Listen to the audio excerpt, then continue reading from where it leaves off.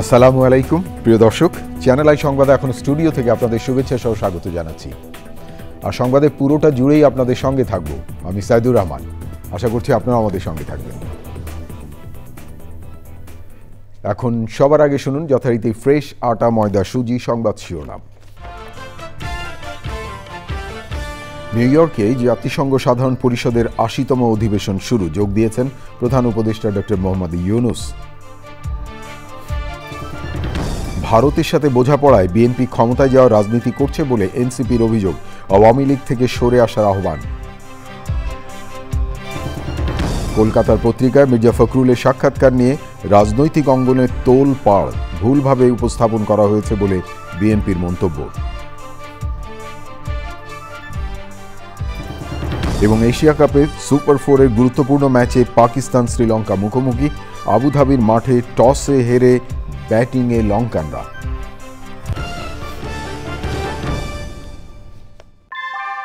ভূমিকম্প সহনীয় most durable দেশের প্রথম থার্মেক্স রড সালাম স্টিল। সালাম স্টিল বোঝে ডিউরেবিলিটি। সালাম স্টিল, মোস্ট ডিউরেবল স্টিল। ধন্যবাদ প্রিয় দর্শক আমাদের সাথে যোগ দেওয়ার জন্য। এতক্ষণ সংবাদ শিরোনাম শুনলেন, চলুন যাওয়া যাক পুরো খবরে। আর এখনকার এই সংবাদ আয়োজন একই সঙ্গে চ্যানেল আই ইউটিউব চ্যানেলে এবং চ্যানেল আই ওটিটি প্ল্যাটফর্ম আইস্ক্রিনে লাইভ স্ট্রিম হচ্ছে। জাতিসংঘ সাধারণ পরিষদের ৮০তম অধিবেশন শুরু হয়েছে। মঙ্গলবার যুক্তরাষ্ট্রের নিউ ইয়র্কে স্থানীয় সময় সকালে এই অধিবেশন শুরু হয়। অধিবেশনে যোগ দিয়েছেন বাংলাদেশের অন্তর্বর্তী সরকারের প্রধান উপদেষ্টা অধ্যাপক মোহাম্মদ ইউনূস। প্রধান উপদেষ্টার সঙ্গে রয়েছেন আইন উপদেষ্টা ডক্টর আসিফ নজরুল, পররাষ্ট্র উপদেষ্টা মোহাম্মদ তৌহিদ হোসেন, জ্বালানি উপদেষ্টা ফজলুল কবির খান এবং প্রধান উপদেষ্টার কার্যালয়ের এসডিজি বিষয়ক মুখ্য সমন্বয়ক লামিয়া মোর্শেদ। অধিবেশনের শুরুতে ভাষণ দেন যুক্তরাষ্ট্রের প্রেসিডেন্ট ডোনাল্ড ট্রাম্প। সেশনে আগে প্রধান উপদেষ্টা উরুগুয়ের পররাষ্ট্রমন্ত্রী মারিও লুবেটকিন এবং চিলির প্রাক্তন রাষ্ট্রপতি মিশেল ব্যাচলেটের সাথে সাক্ষাৎ করেন।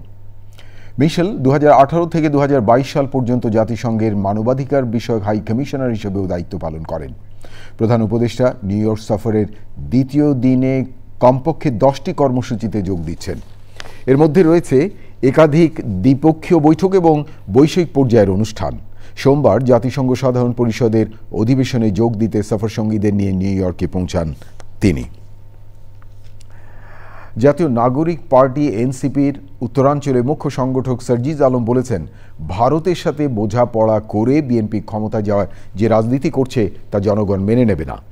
আওয়ামী লীগ এবং তার দোসরদের সাথে মিলে মিশে চলার রাজনীতি থেকেও বিএনপিকে সরে আসার আহ্বান জানিয়েছেন এনসিপির মুখ্য সমন্বয়কারী নাসিরউদ্দিন পাটোয়ারি। পরাগাজীবের রিপোর্ট। যুক্তরাষ্ট্রে এনসিপির সদস্য সচিব আখতার হোসেনকে হেনস্থার প্রতিবাদে বিকেলে শাহবাগে বিক্ষোভ সমাবেশ করে দলটি। ঘটনায় জড়িতদের আইনের আওতায় আনার ব্যবস্থা করতে অন্তর্বর্তী সরকারের প্রতি আহ্বান জানান নেতাকর্মীরা। সমাবেশের পর শাহবাগ থেকে বাংলা মোটর পর্যন্ত বিক্ষোভ মিছিল করে NCP.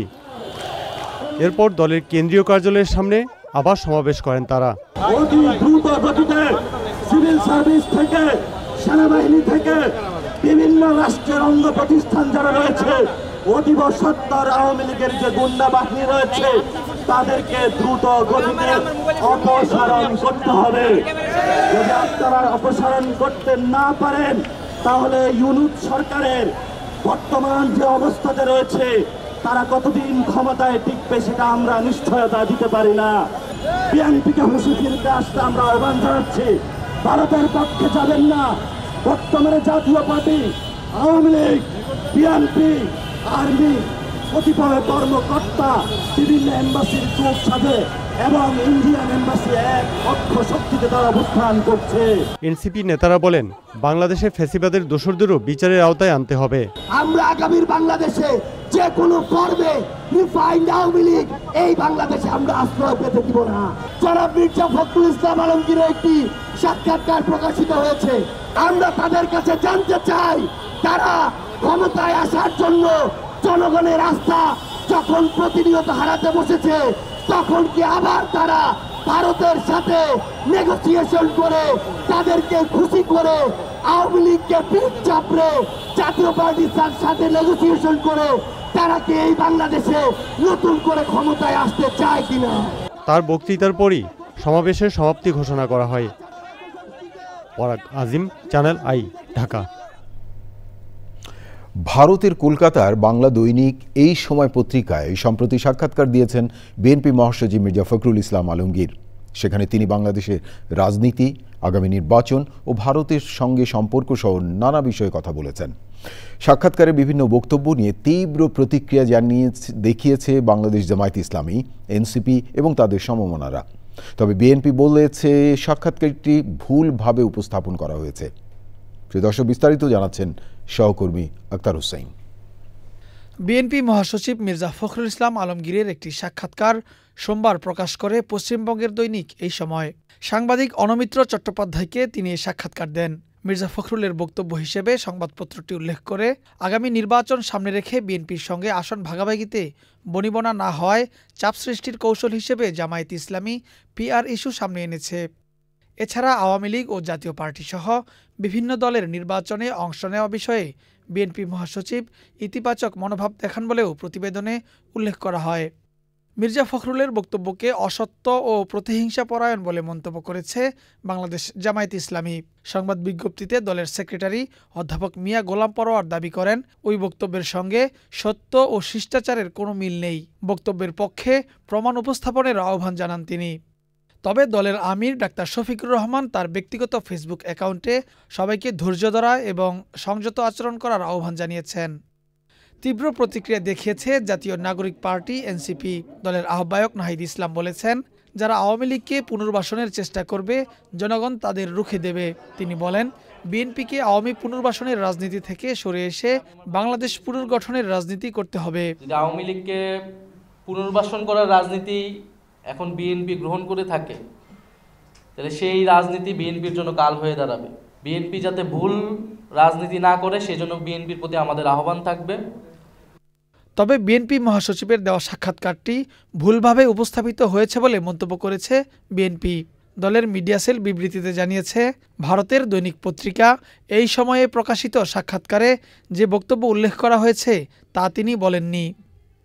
Akter Hossain, Channel I, Dhaka. প্রিয় দর্শক, এবারে এশিয়া কাপ টি-20 ক্রিকেট।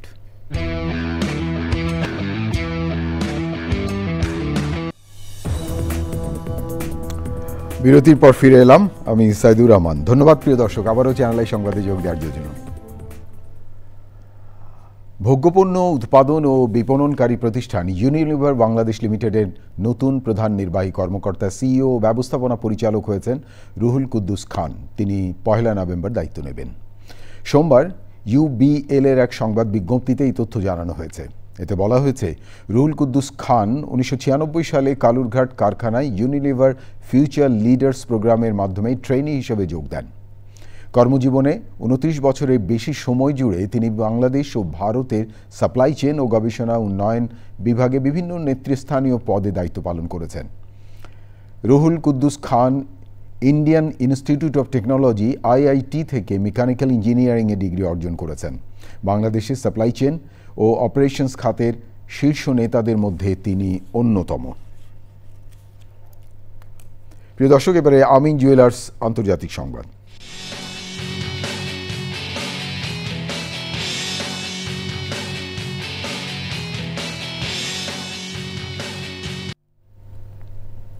ফিলিস্তিনকে স্বাধীন ও সার্বভৌম রাষ্ট্র হিসেবে স্বীকৃতি দিয়েছে বিশ্বের আরও কয়েকটি দেশ। জাতিসংঘ অধিবেশনের প্রাক্কালে নিউ ইয়র্কে আন্তর্জাতিক সম্মেলনে ফিলিস্তিন রাষ্ট্রকে আনুষ্ঠানিক স্বীকৃতি দিয়েছে ফ্রান্স, বেলজিয়াম, মাল্টা, আন্ডোরা, মোনাকো ও লুক্সেমবার্গ। ফিলিস্তিন ও দ্বিরাষ্ট্র সমাধান বিষয়ে বৈঠকে দেশগুলোর নেতারা ওই ঘোষণা দেন। ফিলিস্তিনের গাজা উপত্যকা নিয়ন্ত্রণকারী গোষ্ঠী হামাস ও তার মিত্র গোষ্ঠীগুলোকে অস্ত্র সমর্পণের আহ্বান জানিয়েছেন ফিলিস্তিনের প্রেসিডেন্ট মাহমুদ আব্বাস। ইন্দোনেশিয়ার প্রেসিডেন্ট প্রবোয়ো সুবিস্তানো বলেছেন, তারা ফিলিস্তিনের অবরুদ্ধ গাজা শান্তিরক্ষী পাঠাতে প্রস্তুত। জাতিসংঘ জানিয়েছে, ইসরায়েলি হামলায় পুষ্টি সহায়তা কার্যক্রম ভেঙে পড়েছে এবং খাদ্যবাহী সহায়তা মিশন আটকে দেয়া হচ্ছে। এবারে কৃষি সংবাদ।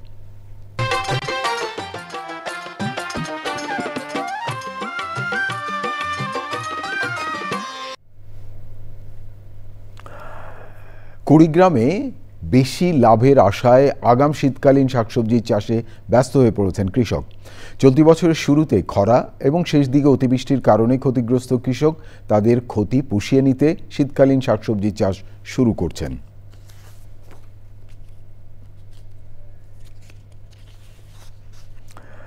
এবারে প্রকৃতি সংবাদ।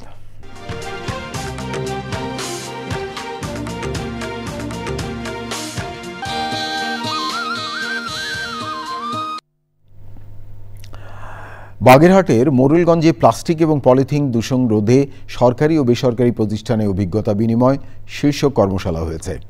উপজেলা পরিষদ মিলনায়তনে ইউথ ফর সুন্দরবন ফোরামের আয়োজনে কর্মশালায় প্রধান অতিথি ছিলেন উপজেলা যুব উন্নয়ন কর্মকর্তা ইখতিয়ার উদ্দিন। বিশেষ অতিথি ছিলেন আইসিটি কর্মকর্তা ত্রিদীপ সরকার ও পৌর বিএনপির সিনিয়র সহসভাপতি মোহাম্মদ ফারুক হোসেন সামাদ। বক্তারা বলেন, প্লাস্টিক এবং পলিথিন দূষণ সুন্দরবনের জন্য বড় হুমকি। সমস্যা সমাধানে সম্মিলিত উদ্যোগ এবং সচেতনতার উপর গুরুত্ব আরোপ করেন বক্তারা। প্রিয় দর্শক, এবারে এক্সিম ব্যাংক বাণিজ্য সংবাদ।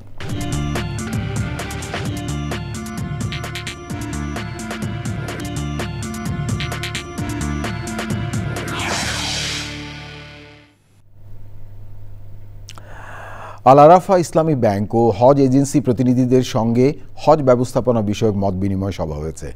অনুষ্ঠানে প্রধান অতিথি ছিলেন ব্যাংকের ব্যবস্থাপনা পরিচালক মোহাম্মদ রফাতুল্লাহ খান। বিশেষ অতিথি ছিলেন মহাসচিব ফরিদ আহমেদ মজুমদার ও সহসভাপতি হাফিজ নূর মাহমুদ। সভাপতিত্ব করেন ব্যাংকের উপব্যবস্থাপনা পরিচালক মোহাম্মদ ফজলুর রহমান চৌধুরী।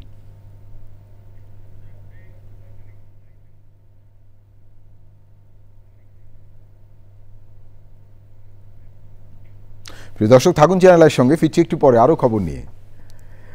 আবারও বিরতি। আর বিরতির প্রিয় দর্শক, সবশেষ খবরগুলো নিয়ে আবারও ফিরে এলাম চ্যানেল আই সংবাদে। আপনাদেরকে আরেকবার স্বাগত জানাচ্ছি। ইলেকট্রনিক্স ও হোম অ্যাপ্লায়েন্স ব্র্যান্ড কঙ্কার সৌজন্যে আবারও এনটিভিতে শুরু হতে যাচ্ছে ফ্যামিলি রিয়েলিটি গেম শো কঙ্কার সেরা পরিবার। দর্শক প্রিয়তা পাওয়া এই অনুষ্ঠানটি এবার আসছে সিজন 4 নিয়ে। নতুন এই সিজনে থাকছে ধাঁধা, বুদ্ধির খেলা, মজার সব গেম, তারকাদের উপস্থিতি, রান্নার প্রতিযোগিতা সহ নতুন নতুন সংযোজন। ইলেকট্রোমার্টের কর্পোরেট অফিসের হল রুমে সংবাদ সম্মেলনের মাধ্যমে নতুন সিজন শুরুর আনুষ্ঠানিক ঘোষণা দেওয়া হয় এবং লোগো উন্মোচন ও থিম সং পরিবেশিত হয়।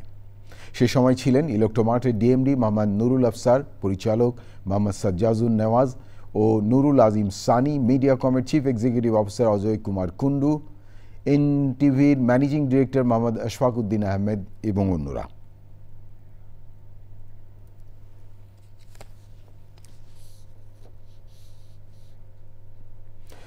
এবারে খেলার খবর। নিউ ইয়র্কে জাতিসংঘ সাধারণ পরিষদের ৮০তম অধিবেশন শুরু। যোগ দিয়েছেন প্রধান উপদেষ্টা ডক্টর মোহাম্মদ ইউনূস। ভারতের সাথে বোঝাপড়ায় বিএনপি ক্ষমতায় যাওয়ার রাজনীতি করছে বলে এনসিপির অভিযোগ। আওয়ামী লীগ থেকে সরে আসার আহ্বান। কলকাতার পত্রিকায় মির্জা ফখরুলের সাক্ষাৎকার নিয়ে রাজনৈতিক অঙ্গনে তোলপাড়, ভুলভাবে উপস্থাপন করা হয়েছে বলে বিএনপির মন্তব্য।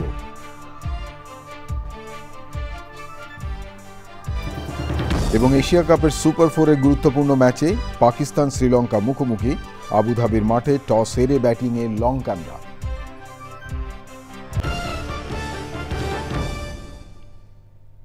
প্রিয় দর্শক, এতক্ষণ চ্যানেল আই সংবাদ দেখার জন্য অসংখ্য ধন্যবাদ। ভালো থাকবেন আর ভালো রাখবেন সবাইকে।